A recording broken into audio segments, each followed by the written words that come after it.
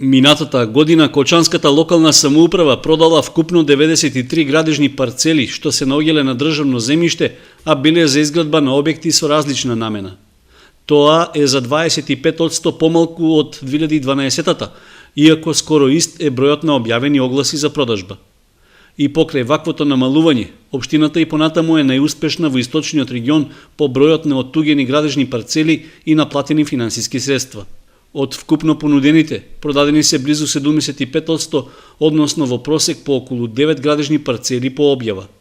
Најголем интерес граѓаните покажале за изградба на индивидуални стамбени објекти, но и за викенд куќи на Пониква. За викенд куќите на Пониква постои голем интерес и понатаму, не само кај граѓаните на општина Кочани, него кај граѓаните на територијата на цела Република Македонија, посебно кај граѓаните на град на Скопје, Куманово, Штип и од сите овие општини се јавуваат и тражат градежна парцела повеќе.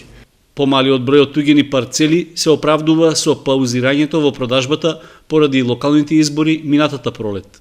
Тоа имало негативно влијание и врз полнењето на буџетот, односно остварените приходи по овој основ изнесуваат нешто повеќе од 11 милиони денари. Овој износ е за околу 60% помал од планираниот. Од општината велат дека слична ситуација може да се очекува и годинава. Бидејќи се приближуваат председателските избори, во законодавството не дозволува во време на избори да се продава градежно земјиште собственост на Република Македонија. После тоа ќе продолжиме пак со истото темпо како и досега. Последната успешна продажба, што на крајот од минатата година ја реализираше општина Кочани, е за парцелата од над 6 хектари во местноста Виничка Вада. Нејзината намена беше за изградба на стопански објект, а ја купи холандската компанија Антура.